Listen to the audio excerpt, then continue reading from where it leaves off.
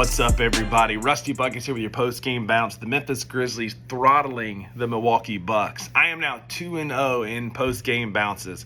We absolutely crushed Milwaukee tonight, 122-99 in a much-needed win.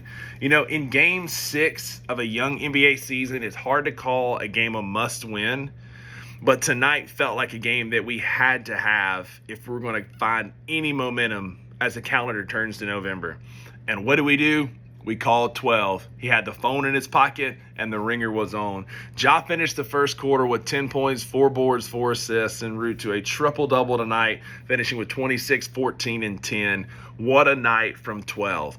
It started early. He had the energy back. He was strutting at half court after hitting that no-look pass to Jaren when he cut through the lane and got the layup and the foul. Not to mention we had a playground alley-oop to Santi Aldama where he was sitting on his butt at the elbow, found a cutting Santi, and just making plays like Ja Morant of old. When Ja is having fun, the NBA needs to be on notice. Ja was back, and Brevin put it best tonight. Ja wasn't playing basketball in the FedEx Forum. Ja was back in his backyard court in South Carolina hooping. And it was much needed. It was a sight for sore eyes as the Grizzlies were really struggling this week, losing to Chicago, losing to Brooklyn, finding a way to win this game against a Milwaukee team that is reeling. This was another game that you felt like Memphis should win, and we went out and won. We've been struggling late beating bad teams, losing to Houston, Chicago, and Brooklyn, like I said this week. Milwaukee falls to 1-4 in a team that's pretty well checked out. They're giving up 120 points per game so far this year, not playing any resemblance of defense. And a lot of that tonight is credit to the Memphis Grizzlies. We ran our offense effectively.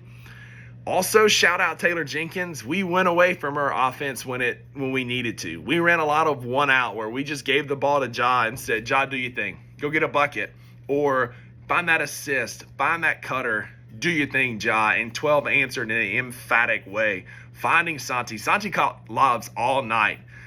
The more Santi plays, the more I want to extend that dude. Clyman, I know you watch our network a lot. It gives Santi the extension. He's earning it, man. That guy coming off the bench is lethal. And he played so well tonight.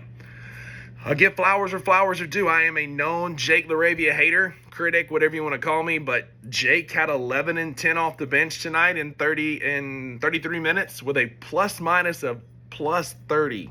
The highest of any Memphis Grizzly tonight. Good on Jake. He got a new haircut. He looked different. It was a much crisper fade, and he played like it as well. So shout out to Jake for finding a way to hoop tonight. But the story is Ja Morant. Ja Morant was on demon time. This was vintage Ja Morant. Strutting, dancing, talking his talk, getting to the rim, absolutely dominating the Bucks.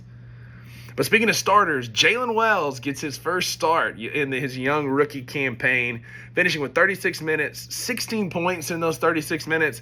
He was 50% from the field, 50% from three, and 100% from the free throw line. Jalen had a night. He played much bigger than his 6'7 frame when needed.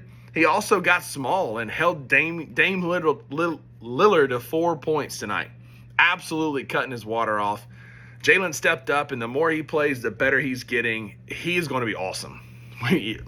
Color me surprised. We found another gem in the second round of the NBA draft. Jalen is growing up before our eyes, and I can't wait to see what that dude turns into. The other rookie. Zach Edey had a good offensive night. I'll give him that. He had 10 points tonight on 5 of 9 from the field. He missed a couple of bunnies at the front of the rim, some putbacks, some tapbacks that he should have made. But he played well on offense. Now, defense is still an issue. He found himself directly under the goal several times tonight, and that's an easy bucket for Giannis or Brook, who kind of pushed him around. He finished with 8 rebounds. I felt like it could have been more than that, but he was consistently out of position, pushed around by smaller guys, and just continues to play matador defense where he just says, "Ole," as his man runs to the goal, and that's not getting better. That needs to improve of all things. But Taylor Jenkins let him run for 24 minutes tonight. He played a lot of the fourth quarter. He got his legs under him a little bit, and he's growing up. There's still a lot of growing up to do, again, especially on the defensive side of the ball. But Zach Edey, I think, can still figure it out as he's showing glimpses of that on offense. But in a night that we needed everybody because we had Marcus and Dez out, BC stepped up again. BC finished the night 3 for 3 with 7 points in 12 minutes. I felt like he was going to be a little bit restricted tonight on a back-to-back like this, given his Achilles history and everything that he's gone through. But he may never miss another shot again. He was 5 for 5 last night against Brooklyn, 3 for 3 against Milwaukee in this game. BC is hooping and he's playing really well, and you love to see it as he's back to BC things. Credit where credit's due. I've been pretty crispy, pretty salty on Taylor Jenkins this week. Rightfully so. But tonight, the rotations look better. We had less minutes tonight where our bench players were playing their starters.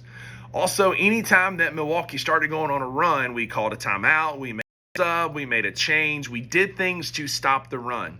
In the third quarter, Milwaukee kind of went on a 9-0 run, and they were starting to get away.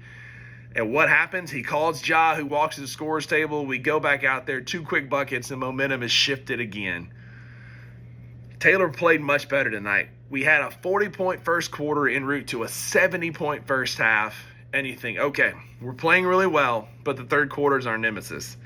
We finally won a third quarter tonight, finishing the night 29-22, winning the third quarter. We won every single quarter except for the fourth when we kind of took our foot off the gas, but tonight is about celebrating and taking a victory lap. There are things that we can grow on, but we showed a lot of poise tonight, a lot of moxie to bounce back after an ugly performance against Brooklyn last night, and found a way to win. So kudos to TJ for making the necessary changes, going away from the offense a little bit, and calling 12, who answers every time.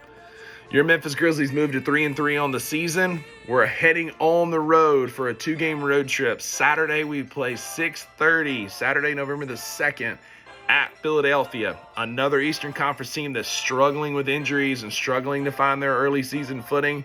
So I look for Memphis to find another way to win that game and continue their hot streak.